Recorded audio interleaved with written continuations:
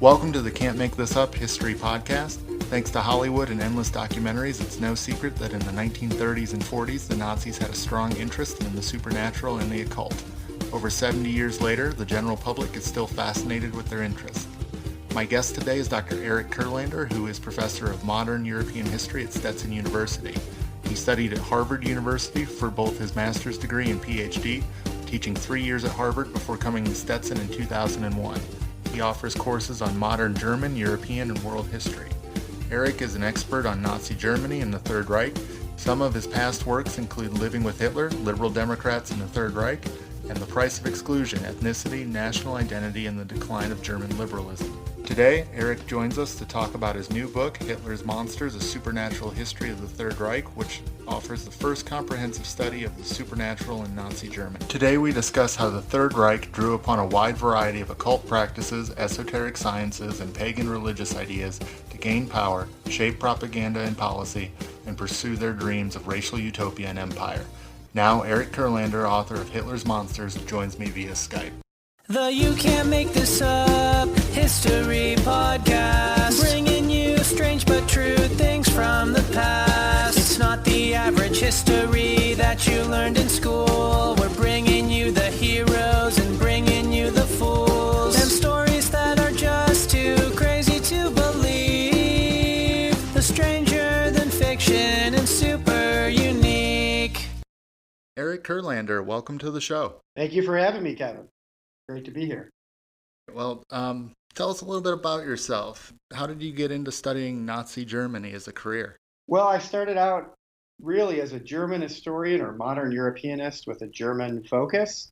My first two books were on liberals in Germany from the 1890s to the 1930s and then in the Third Reich. And it's only, I think, a combination of a long time interest in kind of the supernatural, the macabre, horror writing and fiction, and then recognizing that the period I was studying, the Third Reich, had so much mythology around it in that context. The two things together were kind of a joint, had a kind of joint gravitational pull. So when I was thinking about my third book, I thought, you know what, I'd really like to know how much of this is true.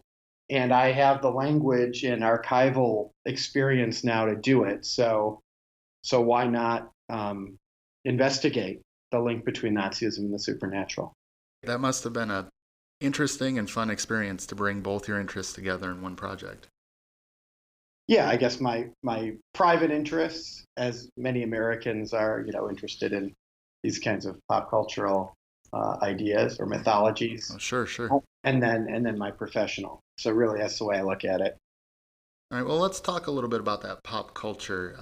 The Nazis and the occult show up in American pop culture. You think of Indiana Jones as a prime example.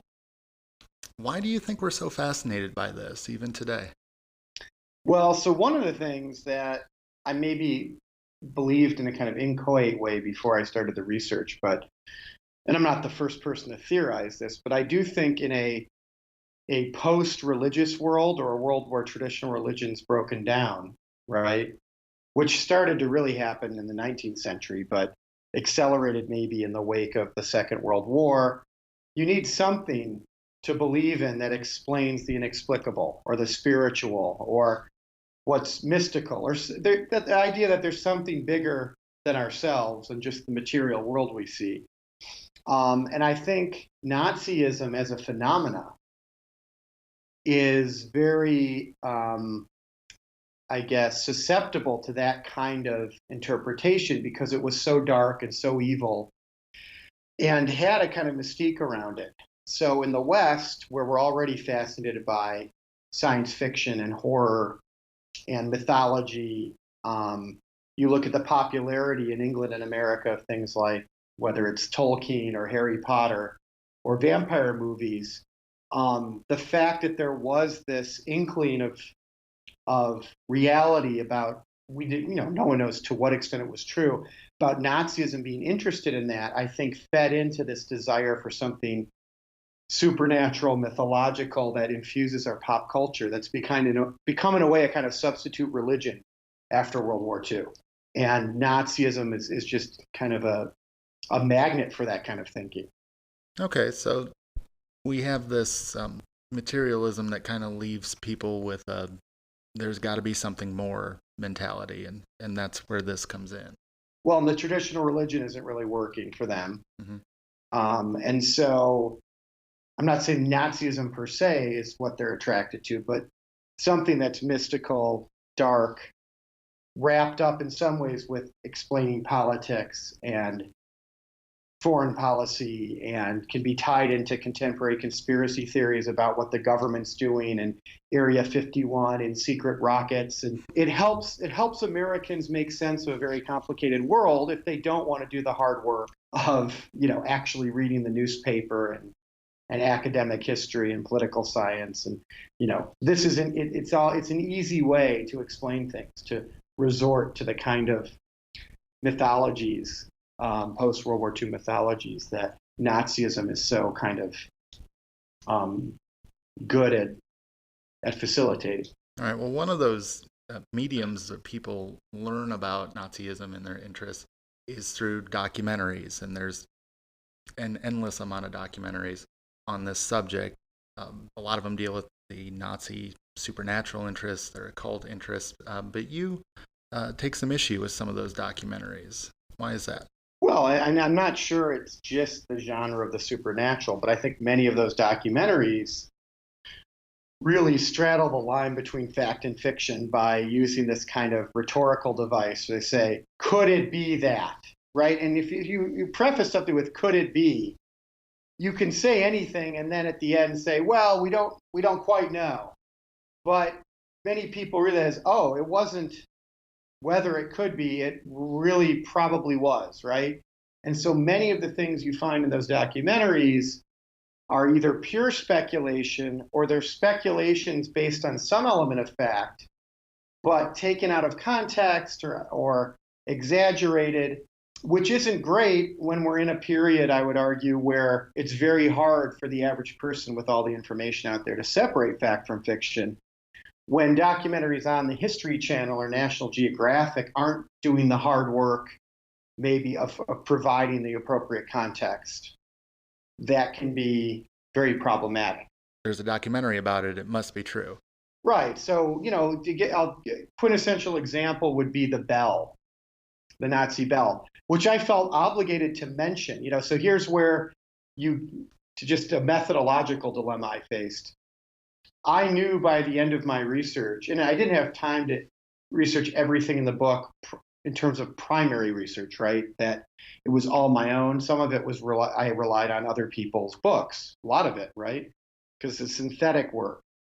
And it was pretty clear there's no hard evidence that the Nazis created the equivalent of a antimatter or, kind of energy device that created some kind of new energy source that may have led to the ability to kind of create flying saucers or whatever is associated with the Nazi bell. But I thought I should mention it. So there's a couple paragraphs that say, here's what some of the crypto historians say.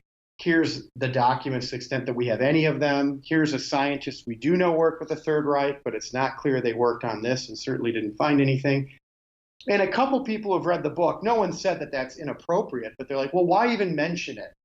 And my feeling is, well, if people are talking about it in the popular sense in these documentaries, what if they created an anti-gravitational energy source? And what if they created flying saucers? Or what if the Foo Fighters were really these flying saucers?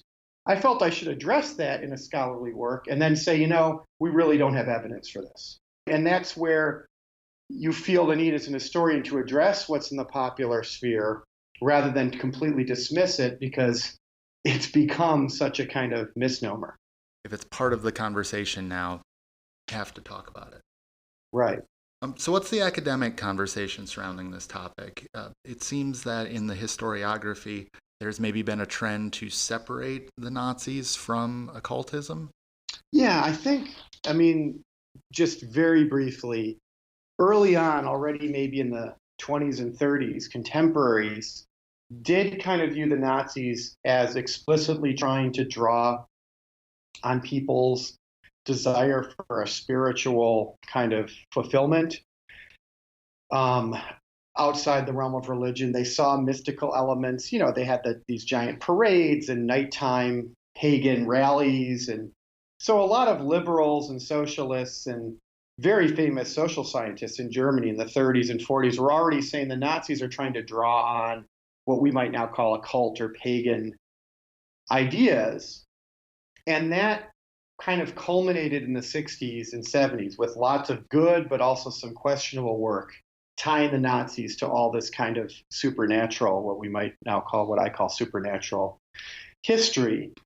And then this is my kind of theory. I don't get into the details on this in the book, but since you asked, I think with the realization of the Holocaust as the definitive event, if not for the entire 20th century, and some people would say it is certainly in defining the Third Reich, trying to link everything to supernatural ideas or paganism or this bizarre SS cult almost seemed to diminish the importance and magnitude of what the Nazis carried out, and also their obviously technologically innovative approach to war, the fact that they had a massive industrial economy. So I think a lot of historians in the 60s and 70s started to react against this idea that the Nazis were somehow trying to create a substitute religion or linked in some ways to the occult mythology. That was a way diminishing the magnitude of what they carried out, and also the links between what they did and what other industrial societies had done or could do. So you get a lot of Marxist and later on what we might call functionalist, structuralist, functionalist historiography in the 70s and 80s saying, you know what, the Nazis are just an extreme form of imperialism or capitalism or industrial society gone wrong. And that's a society that's based in science and technology and economics. And once that happened in the 70s and 80s, anyone who tried to make this other argument was kind of dismissed as not really being a solid social scientist looking at the larger picture. So by the 90s, you had a period where people had said it's not about supernatural ideas or castles or Himmler's cult that really didn't do anything. It's about the fact that they were eugenicists who fetishized Darwin, and they were capitalists who wanted, to make money at any cost, and they were imperialists who would eliminate anyone who they didn't see as fitting into their empire. And that was what was important. By the time I started looking at it, we had started to get what I would call a post-revisionist trend where historians started to say, you know what, we can do both. We can accept that the Nazis were part of a larger imperialist, capitalist, modern scientific regime that tried to control and eliminate and reorder society in a way that they saw fit, and also accept that they drew on in doing that certain ideas or traditions or ideologies that may or may not be prevalent everywhere and may have supernatural or religious content. And I think that's kind of my exit point. And there hasn't been that much historiography in the last 20 or 30 years that we've even been able to kind of say what I just said. And then maybe the last 10 years has started to see this return of an interest in the occult. Does that make sense? It does. Religious ideas, philosophical ideas, intellectual ideas, those things matter. And it's not just scientific or social scientific economic forces that drive human behavior. And it's not just ideas that are about economics, right? Or about political organization. It's ideas that may seem to us to be irrational or religious in content that could motivate a modern society to do certain things or think a certain way. That's the important, that the modern is compatible with irrational or religious or spiritual ideas. That's, I think, the really important insight. The two they're not mutually exclusive. Well, let's dive into what happened in the 1920s and 30s. So let's go back to the 19th century. You have a lot of German folklore and superstition. There's a long history there in Germany and the surrounding areas of Europe. How did these ideas shape Nazi beliefs? You talk in the book a lot about witchcraft and especially vampirism as being significant to the Nazi worldview. Well, I think the big point about the 20s that I try to make is you already had what I call a supernatural imaginary that developed in the course of the 19th century maybe throughout Europe, but especially in Central Europe, that had three kind of elements to it. A kind of neo pagan or religious renaissance, which wasn't really as invested in traditional Christianity as it was in Eastern religions, neo-pagan religions, witchcraft, as you mentioned. Witchcraft as a kind of Ur-Germanic collection of folk practices or folk religious beliefs, not as some evil thing that had something to do with Satan, or Satan certainly in this cosmology wouldn't have been evil, right? These ideas percolated throughout the 19th century and were already there to be exploited.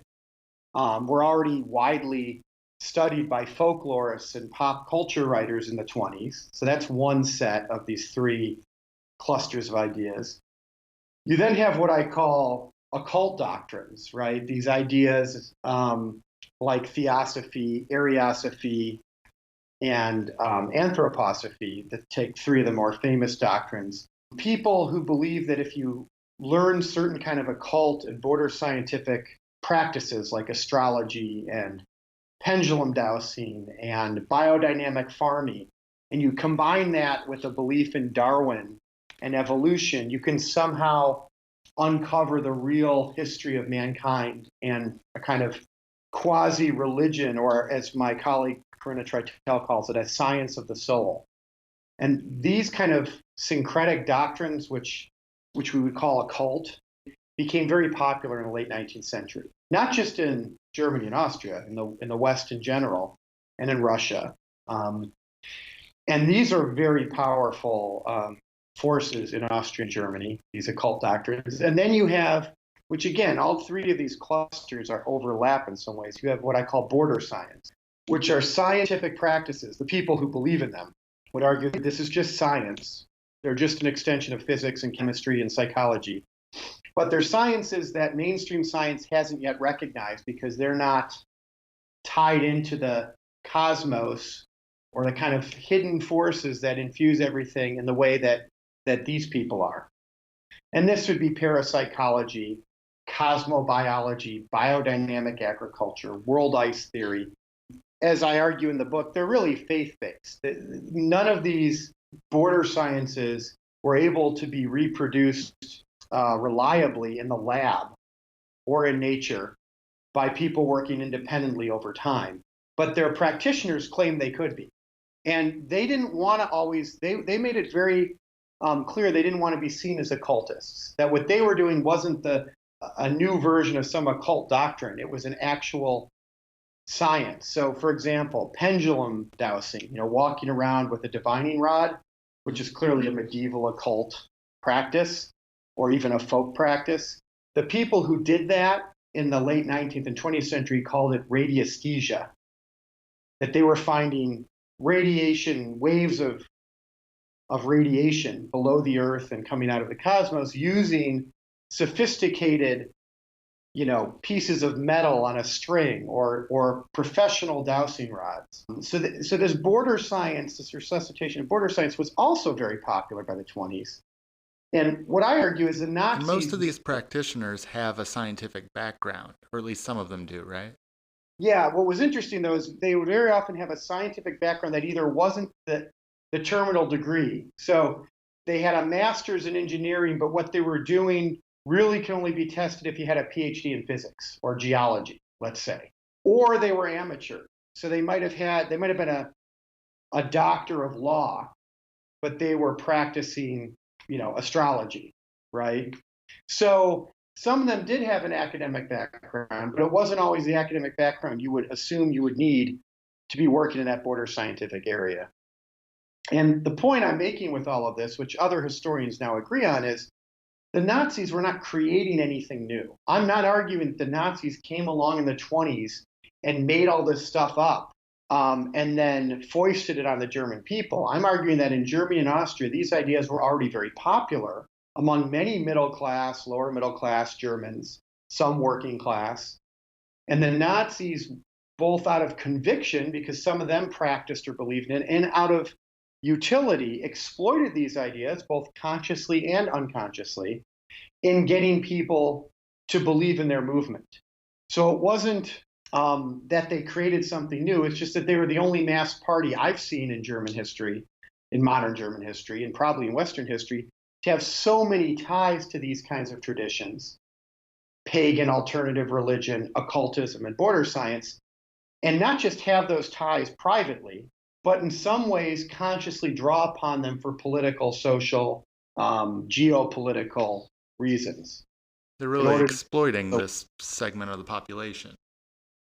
Right. Or speaking to them, dialoguing with them in a way they can understand that the traditional parties, right, the major parties in the 20s, before the Nazis started to get votes, were the liberals in the center, capitalism, free markets, maybe a little state intervention. We believe in representative government, civil rights, rationality, science. The socialists and the communists on the left, very materialist. And then on the right, you had two parties, the Catholic Center Party, which was grounded in Catholicism. That was their kind of core values. So they, that was kind of a tradition that was pretty insulated from the stuff I'm talking about. And then you had the conservatives who were basically, linked to the evangelical church in some ways, also had some nationalist and folkish aspects. But those were the major parties, and they dominated the interwar period until the late 20s. The Nazis were a fringe movement. And my argument is that part of the reason they were able to succeed by the end of the 20s is they tapped into these ideas, these alternative ways of knowing, in ways that these traditional parties didn't. It wasn't just the Depression, or put it another way. That's important. Without the Depression, the Nazis never come to power. But why the Nazis and not another fringe party, or not the socialists, who, in France and Great Britain, labor benefited from economic crisis, from the decline of liberalism. In Germany, it was the racist pagan right. Well, maybe that's linked to this larger supernatural imaginary that was already quite popular. Okay, so when we talk about these occultists, I think the general public, when they hear the word occult, they tend to think of people in a cult. So when you say occultism, what do you mean? What were these Germans in the early 20th century and late 19th century involved in? Well, so I already mentioned the three syncretic doctrines that most historians accept as being occult, right? Ariosophy, anthroposophy, and theosophy. And if we just talk about theosophy, that was a doctrine developed by Madame Blavatsky in the mid to late, a Russian emigre to Britain and then the United States, who in the mid to late 19th century wrote a book called The Secret Doctrine, which basically argued that there were a series of root races going back into prehistory, may have been linked to the purest and most powerful of those races may have been created by some kind of divine intervention or some kind of alien seed that came to Earth. And then these races developed and went and the world went through various stages. And the superior race, which is what we know as the Atlantean civilization, then declined, possibly through a flood or racial mixing with inferior races. Atlantean is in Atlantis. Atlantis, exactly. Okay. And she gained this wisdom, she claimed, by studying ancient Indian traditions, religion, occult, Hinduism, Buddhism, and she argued Darwin. So she tried to basically combine modern biology and evolutionary science with Eastern religions and occult doctrines and called it Theosophy. And this became very popular across the West. But in Germany and Austria, especially Austria, it developed two offshoots, one called Anthroposophy, under a guy named Rudolf Steiner, which was a little more racist than Theosophy, and a little more trying to be overtly scientific, though it wasn't terribly scientific. And then Ariosophy, also in Austria, kind of independently developed by two guys, Guido von List and Jörg Lanz von Liebenfels, at the turn of the century, who created their own Templar cults. And they had these castles where they would have pagan solstice festivals, and they claimed to be able to commune with Thor and Odin. And they all practiced astrology. One of the early leaders of this Ariosophic movement, a guy named Rudolf von Sabbatendorf, who later on helped co-found the Thule Society, was also the editor of the Astrologische Rundschau, the chief astrological journal in Germany. So these doctrines were very powerful, and they drew on what we would call traditional occult ideas and practices. So most of these people practiced astrology. Most of these people believed in spiritualism and clairvoyance. Most of them thought you could commune with dead ancestors and, use your mind to influence others. They believed in yoga and meditation, dowsing, divining. Even Hitler had diviners come into the Reich Chancellery to look for cancer-causing death rays. So these traditions were all wrapped up in these various occult traditions and these occult doctrines that I just mentioned. So my point here is that these occult doctrines were very influential and involved traditional things we associate with the occult, like witchcraft, astrology, demonology, but put them in a modern context that was easily digestible for the modern German and Austrian. Okay, so you mentioned one thing I want to talk about, which is the Thule Society. What was that, and what was its influence on the Nazi Party? Right. So what I try to do in the book is trace the genealogy of the Thule Society. So in the historiography, this is a perfect example of what we talked about earlier.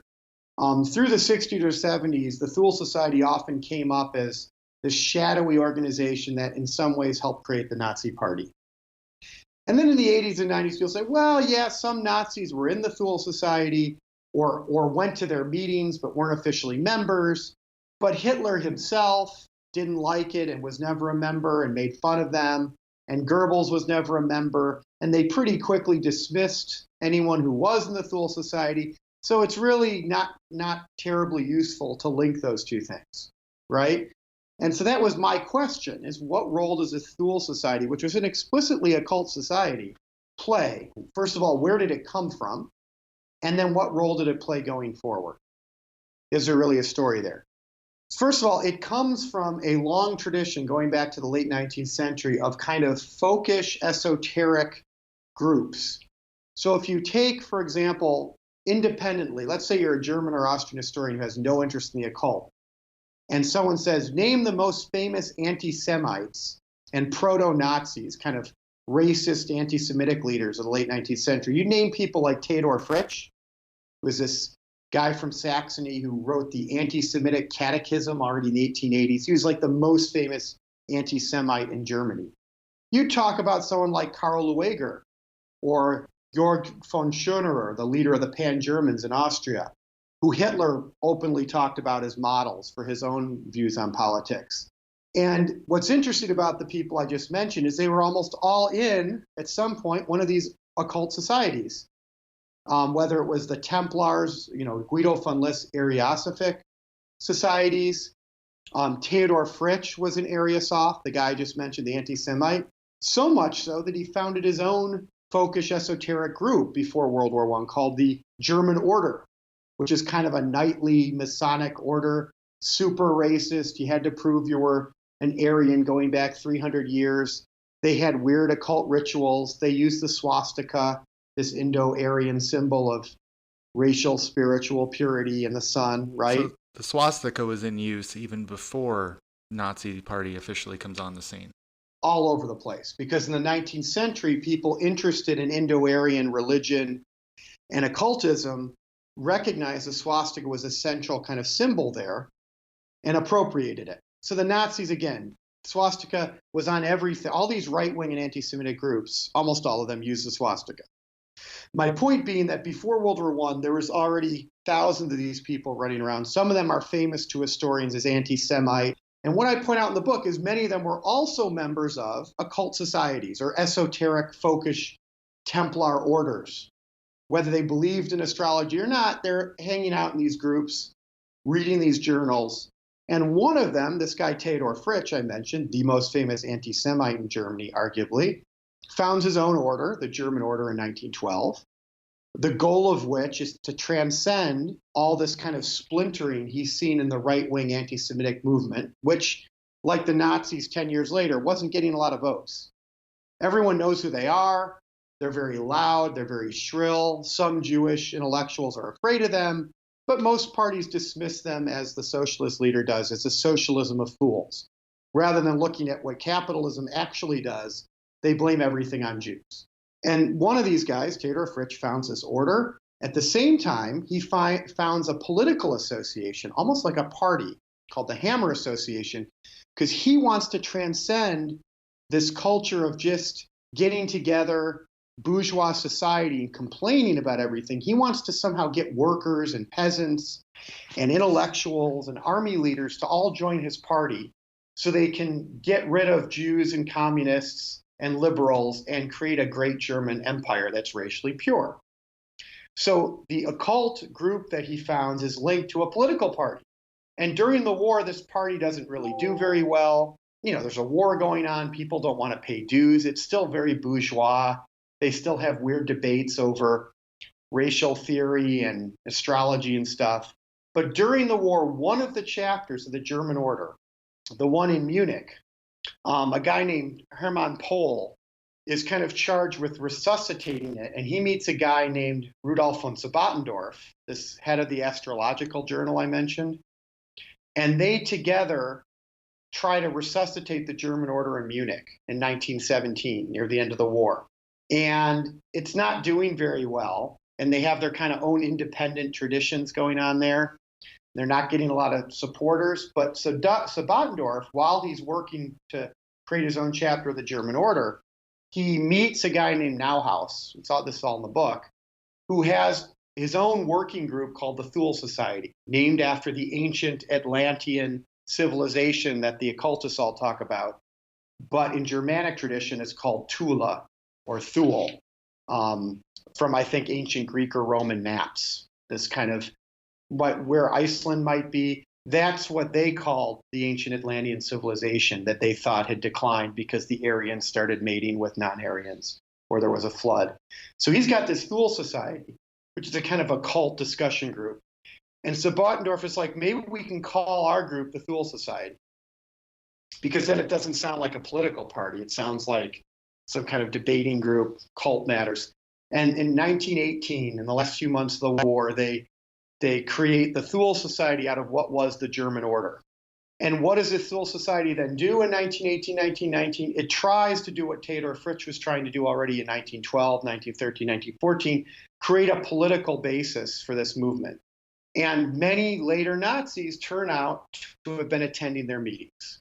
Hans Frank, the kind of head of the general government in Poland later on, Central and the Holocaust, was a member or at least an associate of the party. Dietrich Eckart went to their meetings. Rudolf Hess, the deputy Führer. So we have evidence that these future Nazi leaders are going to Thule Society meetings. In this early milieu, these first few months, you have Nazis and people who would end up not being Nazis, all associated with the Thule Society. At some point, Harrer, who's a leader of the Thule Society and who helps edit the paper, and this guy named Anton Drexler, who's a former railroad worker, I think, both start to say, you know what, we're still not getting workers. We're still not getting a lot of normal people. We're still meeting in the Four Seasons Hotel because, that's where bourgeois people met. This is a society for elites still. It's still pretty elite, right? We're not reaching out. So they say, why don't we start a workers' circle to get more workers involved? And within about 8 or 10 weeks of that idea, they actually create a party called the German Workers' Party, which was loosely associated at the time with the Thule Society through Harrer, because Harrer was a member, but wasn't explicitly part of the Thule Society. It was the beginning of a break from the Thule Society, saying, you know what, this is still elite, it's still kind of pre-war in its elitism. Maybe it's still a little too interested in the occult per se.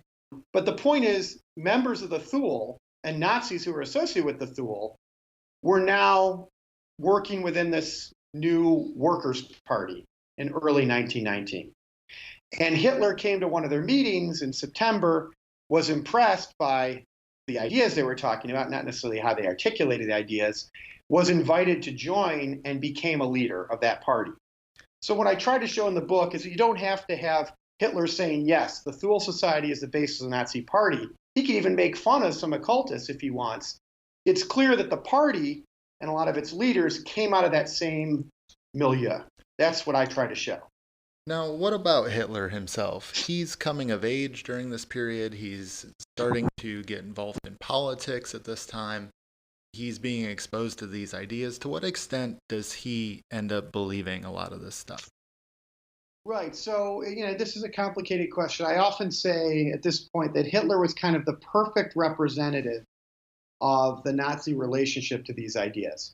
He was not as authentically invested in them as someone like Himmler or Hess, important Nazi leaders who really believed in a lot of this, or at least wanted to experiment with occult and border scientific practices, not just privately, but sometimes through the state. But he was probably more authentically interested in some of these, or at least exploiting them, than maybe Reinhard Heydrich, who was the head of the security service and just hated any sectarian ideas. If you weren't just a devout Nazi because Nazism was awesome, he didn't trust you. So whether you were a Catholic, a Jehovah's Witness, or an astrologer, Heydrich went after you. So Hitler is probably somewhere in the middle, meaning he has, in a lot of ways, rhetorical kind of moments where he clearly invokes an idea that comes from this milieu or sounds a lot like Ariosophy, or even explicitly talks about world ice theory and how convincing it is. But he's never as systematically interested in those ideas as someone like Himmler, who has his research institute have whole divisions that research these things, or Rudolf Hess, who keeps trying to, he opens health institutes that are dedicated to natural healing and occult and border scientific medicine. So there's a spectrum there, and I would say Hitler's somewhere in the middle. Okay, so more of an involvement with these ideas, not quite the enthusiast of Himmler and some of his other associates.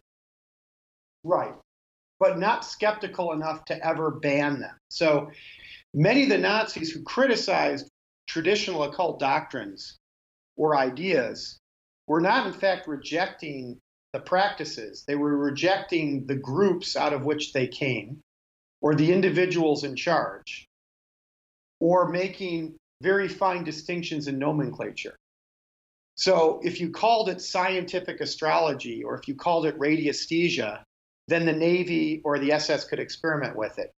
If you called it just astrology, or if you called it dowsing, then it didn't sound as scientific, and they'd say, oh, we don't believe in that. So like many occultists, this is a very important point. It took me a while in my research to realize the commonalities here. Occultists in the modern period always want to claim, especially the border scientists who really want credit from other scientists, that what they're doing is scientific, but the other people, someone with the palm reader, the tarot card woman on the corner, they're of course charlatans. We can prove it. But what we do when we read the stars is science. And the Nazis have the same internal debates. So when it looks superficially like the Nazis are prosecuting or persecuting people who are occultists, what I find is they're actually trying to control them or sort them into those who are acceptable because they're Aryan and support the regime and scientific, and those who are seen as Jewish and consumerist and commercial.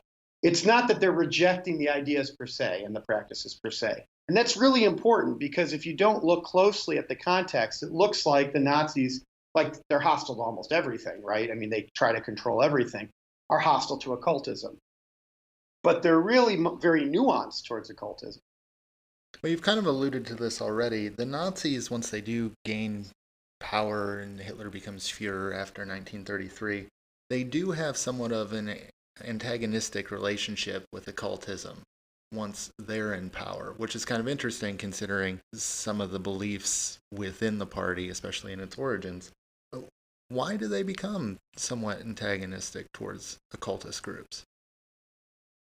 Well, that's just it. So they're never collectively antagonistic towards a cult per se. I would just argue that just never happened. What you get is you get kind of a waxing and waning. So between 33 and 37, I argue in the book, even though Hitler's made fun of wandering scholars dressed in bearskins, and Goebbels has at times in speeches in the 20s got frustrated that so many of the people who are Nazi are also interested in natural healing and get into these useless debates about which kind of herbs work best. And he even has a speech, which I cite, where he says, look, if the racist anti-Semitic movement, instead of debating natural healing practices, was focused on getting power like we are, we wouldn't be in this situation, right? He doesn't say you shouldn't be interested in natural healing, only that why is that what you're focusing on? So there is a kind of frustration, which I think explains the break from the Thule Society, with privileging occult ideas or practices over politics and power. But once they're in power, they don't immediately start arresting all these people or throwing them in jail. For 4 years, pretty much there's a case of Hitler writing a kind of nice letter to the head of the 1935 astrological conference. I forget what city it was in. Like, I hope you have a great conference, have fun, kind of thing. I mean, this is not a regime that's going out of its way to ban or arrest or murder people who practice spiritualism, astrology, clairvoyance, what have you. But these are obviously alternative ways of viewing the world, which could be seen as a challenge to Nazism. And some Nazis are frustrated with it because, or they do see it as a kind of counter-Enlightenment ideology, right? Some Nazis do claim to believe in science and evolution in some kind of rigorous way. And they're kind of not able to do anything about it until 1937. What happened in 1937? So it's very interesting. What I finally found in the archives is it turns out one of the leaders of the anti-occult group around Matilda Ludendorff, who's the second wife of Erich von Ludendorff, the famous World War I general, who was the guy who marched with Hitler in the 1923 putsch, the Hitler-Ludendorff putsch attempt, the famous beer hall putsch. His wife is a psychologist who superficially seems to be the scientist who hates occultism, right? And in some history books, you kind of get that impression. She's a scientist who fights occultism with her group called the Ludendorff Circle. Turns out they had their own religion called People Who Support the Society for a German Religion or something, which has its own kind of bizarre beliefs, which they insist on, which are related to Aryan, pagan beliefs, and even says that reading the stars in an Aryan way is good, but not in the Jewish way or the Middle Eastern way. And yet they have this circle which is criticizing occultism all the time. One of its members is a Nazi named Karl Peltz. He's in the police. I think he's in the criminal police, not the Gestapo, the secret police, but he's a member of the police. And he writes a letter to one of the leaders of the criminal police, Arthur Nebe, in 1937, saying, look, it's been 4 years. He's ghostwriting books about how horrible occultism is, though then at the end he'll say things like scientific occultism is another thing. I'm not saying that's wrong. Who knows? Maybe that's right. I'm just saying that popular Jewish occultism is bad. Anyway, so this guy writes a letter. Nebe sends it to Heydrich, the head of the security service, most famous for being the guy who organized the Holocaust. Heydrich, I mentioned already, just hates everything sectarian. And Heydrich forwards it to Himmler and says, look, it has been 4 years. We claim we're against sectarianism. Isn't astrology sectarian? Isn't anthroposophy sectarian? Aren't these alternative worldviews? And basically all he's able to get out of Himmler is an agreement that Nebe, the head of the criminal police, it's so interesting. You can literally see him arbitrating between Heydrich and Himmler. He writes a letter to most of the SS and the police, basically saying, you can go after the charlatans and the non-scientific people. It's time we do that. But if someone really seems to be authentically scientifically investigating the way the stars influence human life or the way that cosmic forces help agriculture, leave them alone or even sponsor them. We just don't want the charlatans, the non-scientific people. And what's interesting is around the exact same time, other offices somehow it's not coordinated by Hitler. Hitler has very little role in this kind of quasi-crackdown. But the Society for kind of Public Health, under this guy Bernhard Hormann, the propaganda ministry, they all start kind of moving against occultism and occult groups in certain ways. So in 1937 and 1938, they banned some astrological societies and journals for the first time. Few people, often accused of also being gay, for example. It's usually not just because you're an astrologer. You're a communist, you're gay, you're part of a subterranean Catholic resistance group. Some of them get arrested, very few. But there is this sense that they're moving against occultists and sectarianism in general, right, in 37 and 38. And then it kind of dies down again. And by 39 and 40, as I show, the first couple of years of the war, you've actually got the Gestapo and Hitler intervening on behalf of magicians who are frustrated that this guy Peltz I mentioned, the one who wrote the initial letter, like, why aren't we moving against occultism? He and one of his friends will give demonstrations where they show how magic and occult and spiritual and clairvoyance and dowsing, how people supposedly do these things, but they're really not practicing magic. They're really, just deceiving you. They're showing the tricks of the trade. Right, the tricks of the trade. They're debunkers. They're professional debunkers. And I'll get into the paradox of what they're doing in a minute. But anyway, professional magicians, the head of the Professional Magicians Association, who happens to be friendly with Hitler. I have a picture of the book of him hanging out with Hitler. And he protests. And the Gestapo and Hitler say, you know what? You're really screwing this up for professional magicians. People, who have faith in that don't need to be, told that everything's scientific. And so initially they negotiate with the regime to just do some of the demonstrations they were doing, but not reveal everything. And then even that's deemed too much. And in 41, they're both told they can't do it anymore.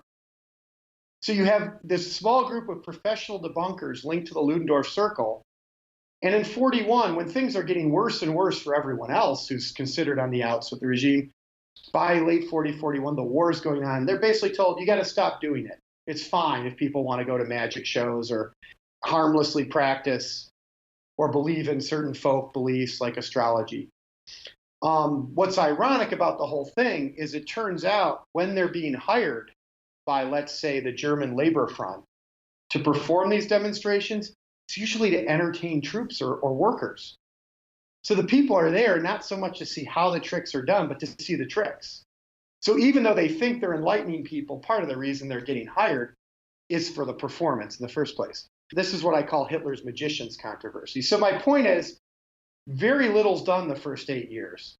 There is an official crackdown, briefly, when Rudolf Hess flies to Scotland to negotiate peace before they invade the Soviet Union. And he's Hitler's deputy. He's the deputy Führer. He has relatively little influence anymore by 41, but technically, had Hitler ever been assassinated, Hess would have replaced him in the party as the head of the party. So he was an important person, especially early on in the 20s and 30s. This is not a marginal figure. He's very interested in the occult. He believes in magnetopathy, I think it's called, where if you have magnets above and below your bed, it'll kind of help prevent cancer. He has an astrologer. He believes in biodynamic agriculture. Of course, many Nazis do. And he apparently consulted an astrologer before picking what day he should leave. I haven't seen that corroborated by a primary source, but I've seen secondary sources that have brought that up. In any case, that's what Goebbels and Rosenberg and Bormann tell Hitler. The reason he did this embarrassing thing is his astrologer told him to, and he's into all that weird stuff. So Hitler finally, 8 years in, is like, okay, you're right. No more kid gloves. Go get all these occultists. It's time. Now, what's interesting about this, let's point out the three people I just mentioned who convinced Hitler it's time to move against occultists. You've got Goebbels, who has already for a year and a half been using Nostradamus, professional astrologers and dowsers he's hired, to help him come up with propaganda, interpreting Nostradamus to say the Germans are going to win all these different battles and ultimately the war. So you've got Goebbels as one of the people saying, let's go after the occultists now, and he's employing them, some of them. You then have Bormann saying this. Bormann hated Christianity, and he hated any kind of sectarian doctrines. He was a little like Heydrich. But Bormann privately, it turns out, was very into kind of paganism and a kind of this worldly kind of religion of nature. He had his kids reading Norse mythology to understand their role in, the Third Reich. And when everything was falling down around them, they're listening to Wagner and reading mythology to understand why they're. So this is not a secularist.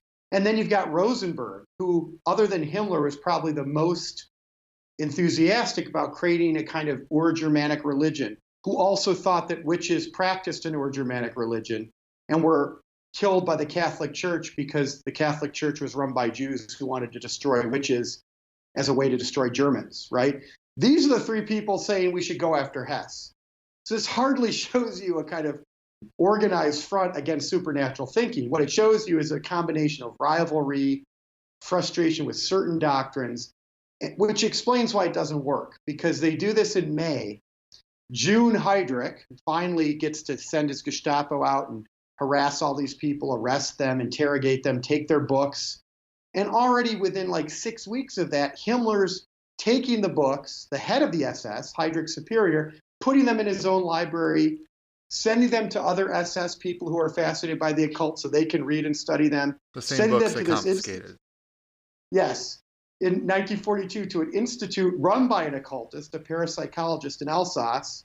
And he and Schellenberg and other SS leaders, and Heydrich's totally aware of this, start hiring these people to look for Mussolini. The Navy starts hiring them to look for battleships. So you can see how inefficient this so-called crackdown was. So we've talked about the regime's relationship with the occult.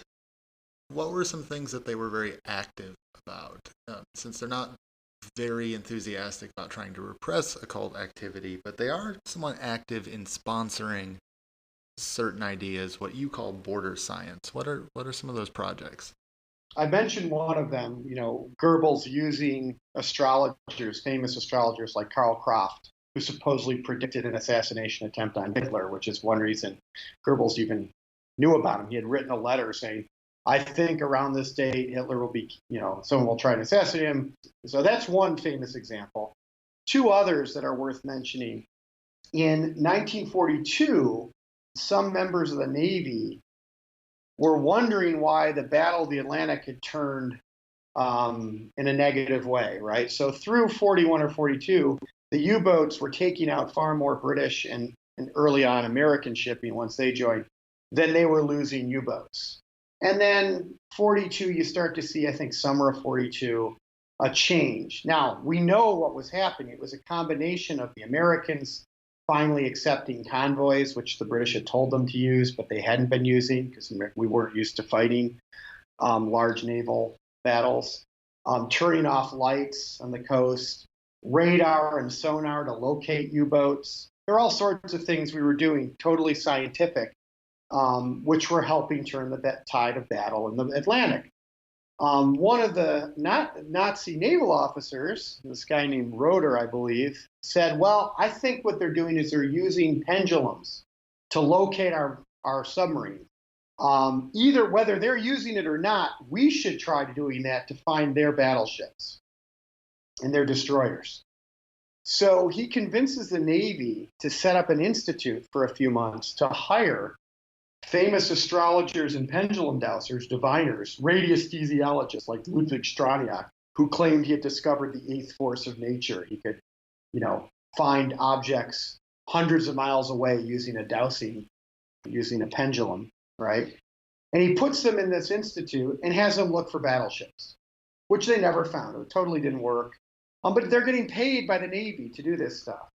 There's a supernatural story here that collectively says this is a regime that's pretty invested in stuff that we wouldn't normally associate with a modern industrialized society. I'm not arguing that's the only thing the Navy does or that the Nazis would have won had they not done this, because it's not like this goes on for 5 years. But the fact that they're doing it systematically, using people who supposedly were persona non grata just a year earlier because of the Hess action, and now not only are they out of concentration camps, if they ever were in a concentration, they're being paid by the regime. That's fascinating. What's even more fascinating, though, is within a year of this, the SS now decides, after this Navy episode, that they're going to get some of the same people together, this time in Wannsee, a very nice suburb of Berlin, to help find Mussolini, who's recently been captured. Hitler, obviously it's very important. If they can get Mussolini and put him back in charge of northern Italy, they think that'll help them hold off the Americans. So they're desperate to find him. Himmler, who runs basically the security service, the intelligence services, the entire police, he's by 43, he's the second most powerful Nazi. He has Schellenberg and Neba, remember Neba, the guy who wrote that letter well, we should go against some of them, but not all of them.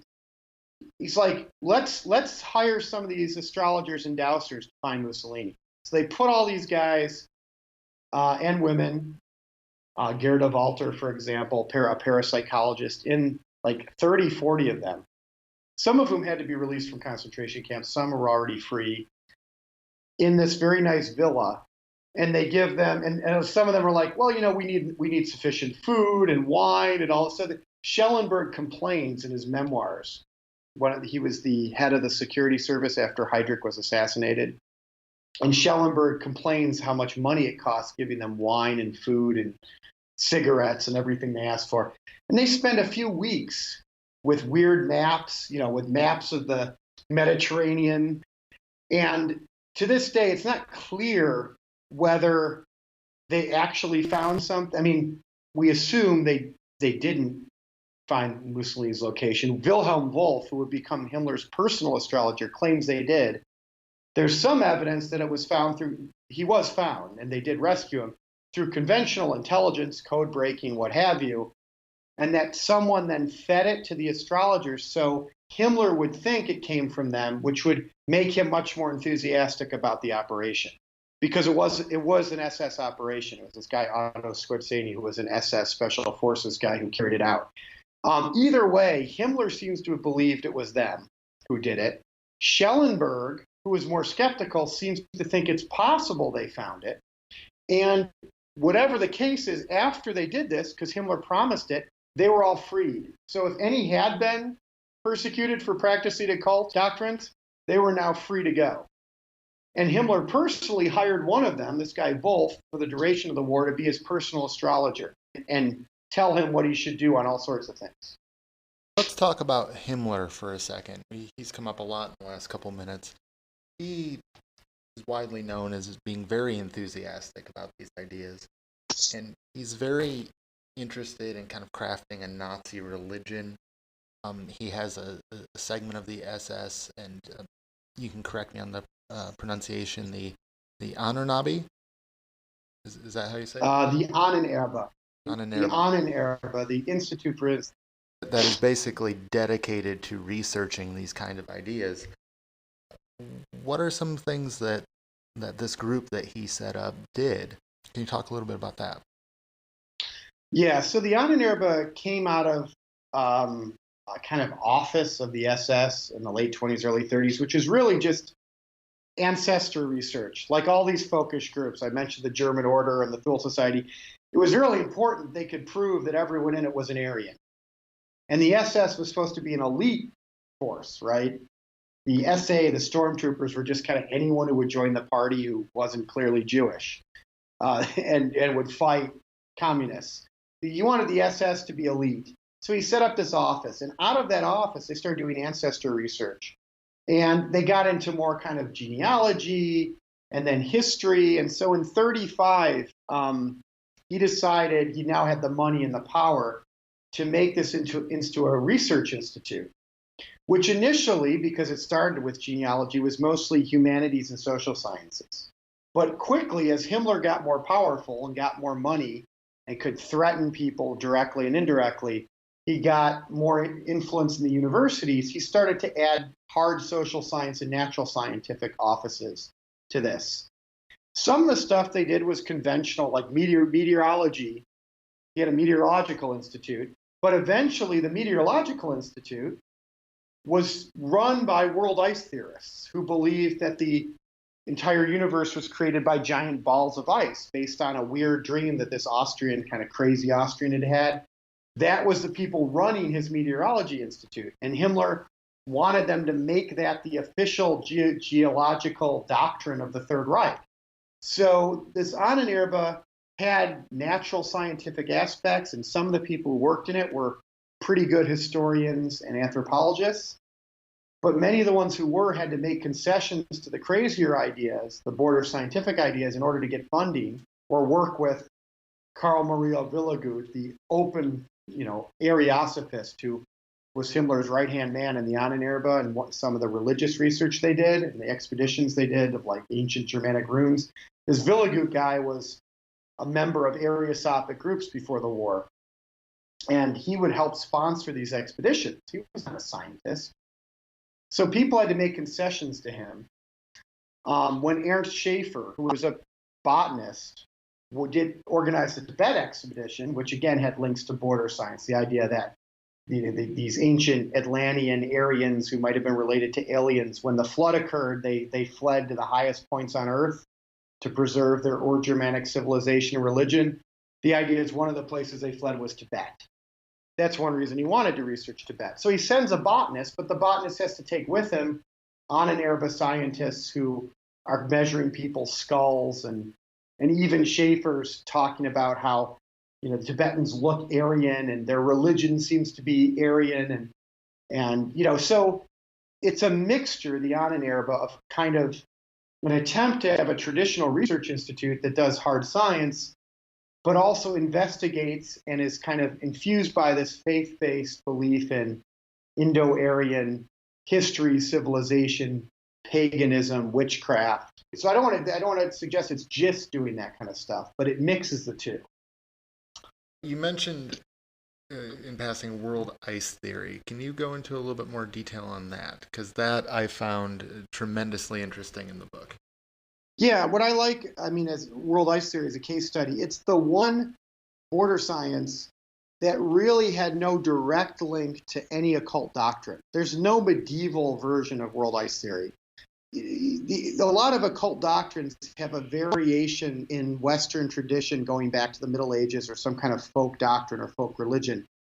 World ice theory was invented at the end of the 19th century.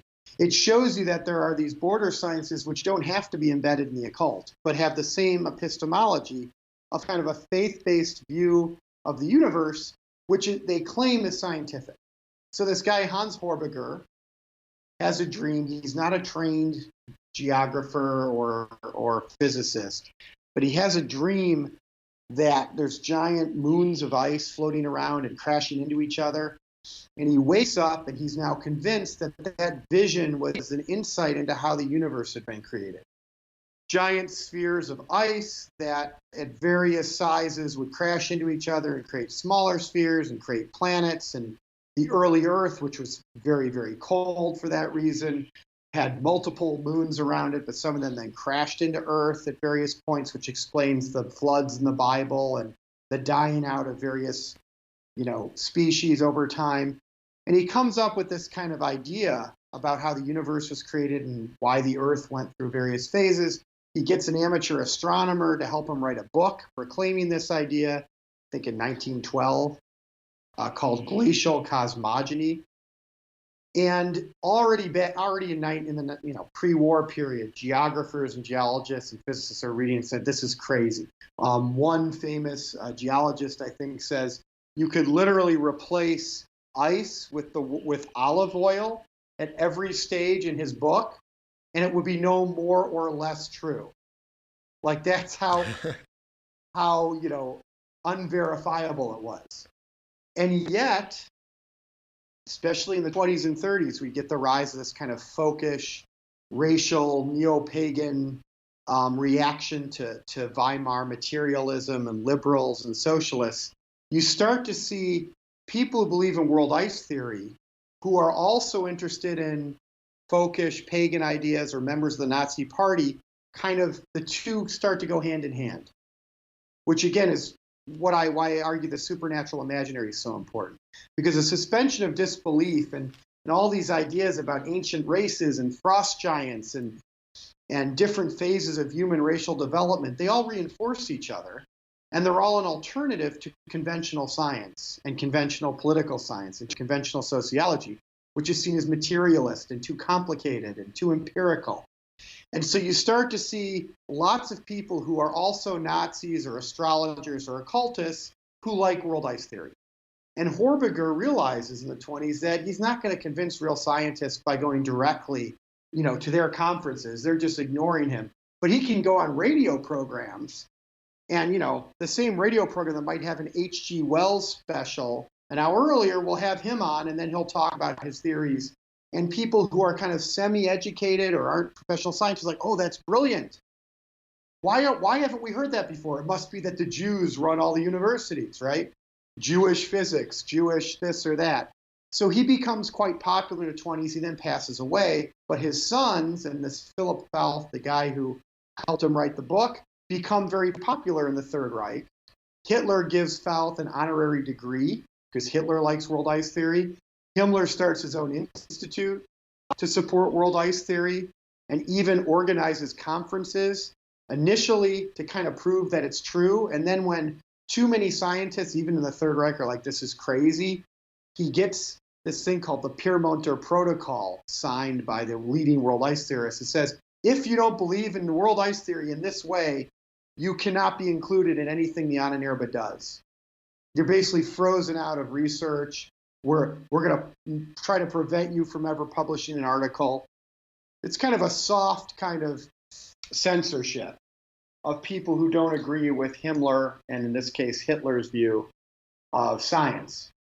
So it's a great example of one of these things that should never have seen the light of day, certainly never have been sponsored by an official party or by the state in the 30s and 40s. And then you think of how important science was in Germany. So the leading physicists, geologists, chemists, it's remarkable. It could only have happened with someone like Himmler and Hitler in charge. It sounds like they're so eager to believe this that they're going to manipulate the academic and scientific community into legitimizing it. And yes, and when they can't, they try to ignore those people. And what's interesting about the Third Reich, this isn't Stalin's Russia. So there are some pretty hilarious letters written to, if not directly to Himmler, to scientific journals that are debating this, or to members of the World Ice Theory group, like, why do you keep publishing this stuff in popular magazines?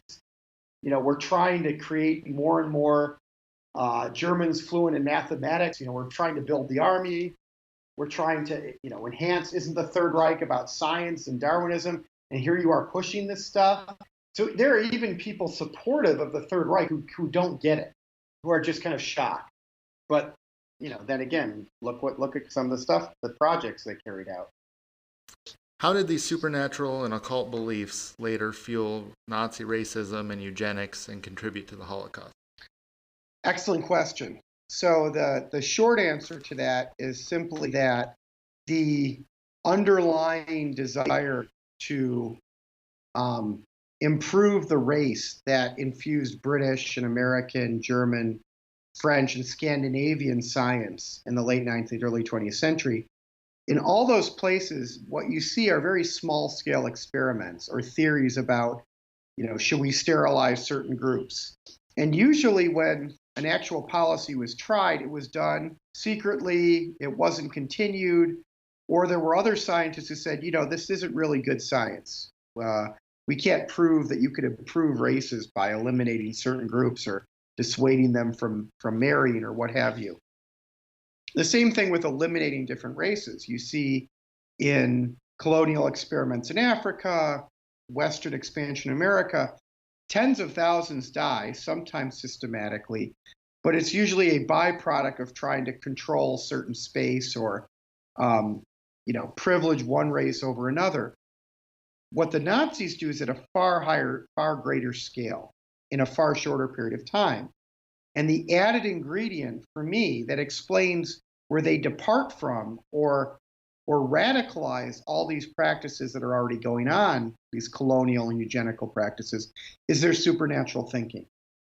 Because whereas there's a kind of a natural barrier, whether it's capitalist rationality or the law or just scientific empiricism that prevents the Swedish or British or American colonial and eugenical practices from really eliminating millions of people, the Nazis can always resort to Ariosophy or world ice theory or conspiracy theories about the Vatican and Jews trying to eliminate the German race or destroy witchcraft as a justification for eliminating Jews or trying to recreate master races that were once around when Atlantis was the main civilization, things that you couldn't get away with in a more empirical universe.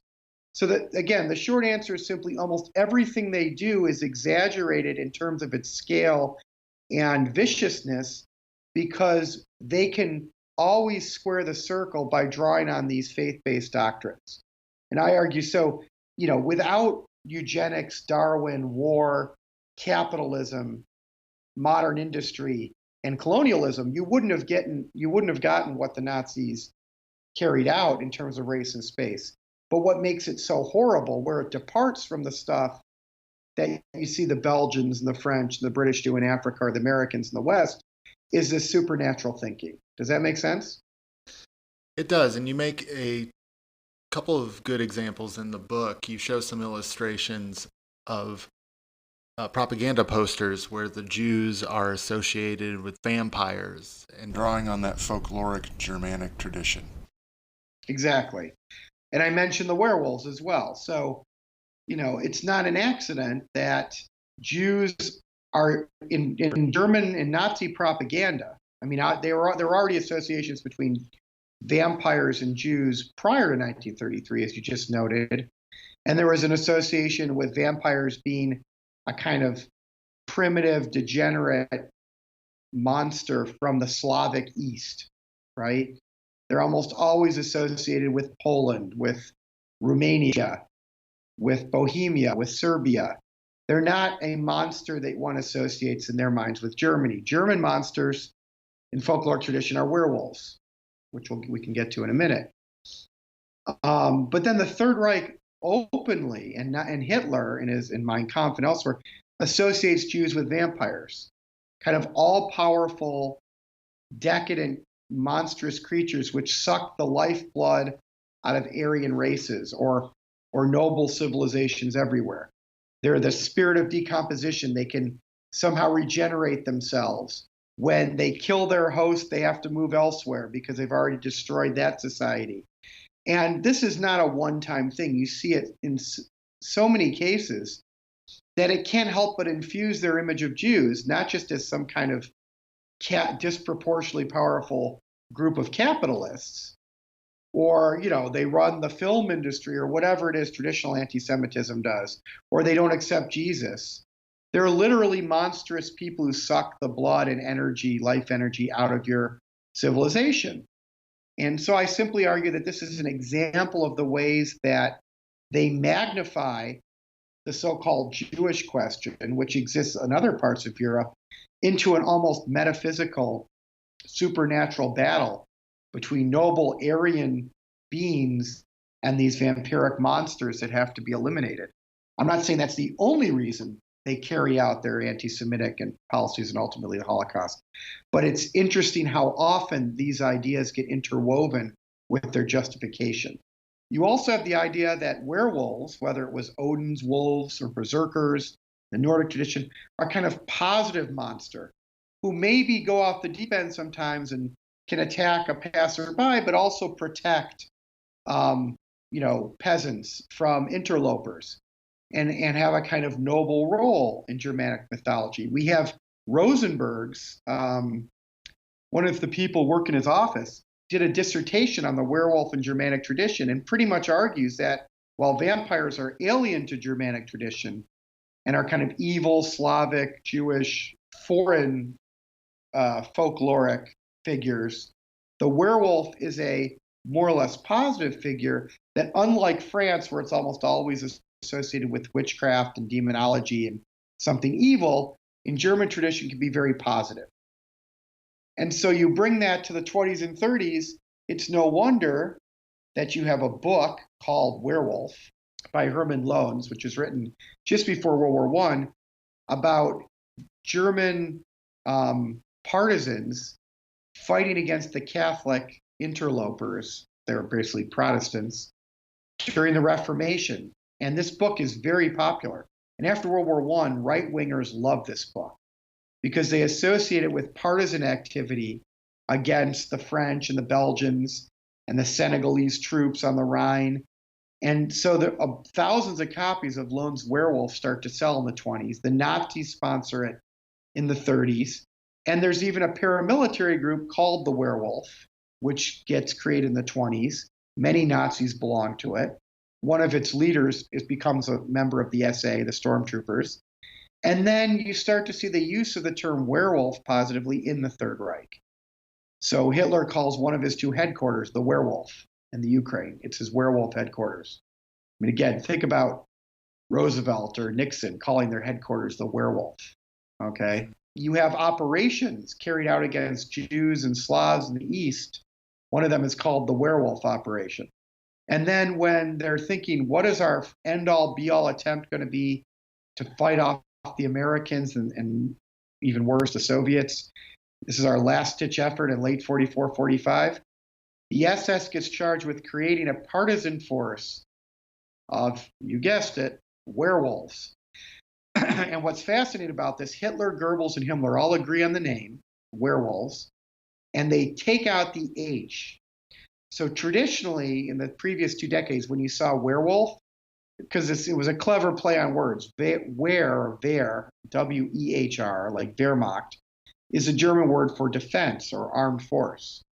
So you could put the Wehr with the wolf, and it was werewolf, but it had this kind of military connotation or paramilitary connotation.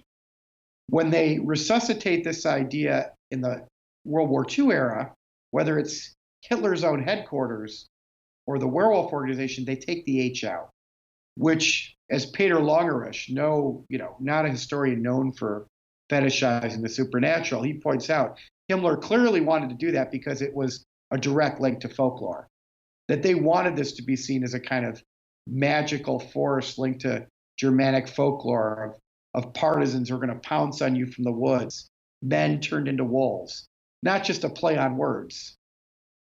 And they even create a werewolf radio station where there's a woman who howls like a wolf. And then Goebbels has his propagandists sending out radio messages that the werewolves are going to protect you from the communists. And if you don't, support the regime, you might get eliminated yourself in the dead of night. So it's fascinating that the Third Reich ends with this kind of werewolf trope. All right, Eric, this has been a fascinating discussion, and we've only scratched the surface of your book. I know you go on to talk about supernaturalism in Nazi Germany during the Second World War, where they militarized some of these beliefs. So there's a lot more for someone to learn if they would like to. Where can someone go to learn more about your book? So you can order the book directly from Yale University Press on their website. It's available in both hardcover and paperback on Amazon in multiple countries. There's now also translations in Italian and Polish, but you can get it in Great Britain, Canada, or the United States on Amazon. And I know it's in a number of traditional booksellers as well, like Barnes & Noble. My guest today has been Eric Kurlander, author of Hitler's Monsters, A Supernatural History of the Third Reich. Eric, thank you for coming on the show today. You're welcome. Thank you for having me, Kevin. Hey, this is Kevin Moore, and I want to thank you for listening to the premiere episode of the Can't Make This Up History podcast. I'd also like to thank Dr. Kurlander one more time for agreeing to be my debut guest. If you've liked what you've heard today, subscribe to the podcast on iTunes and consider giving it a 5-star review. That'll be a big help in getting the word out about the show. If you're interested in learning more about today's topic, head over to can'tmakethisoppodcast.com and check out today's show notes.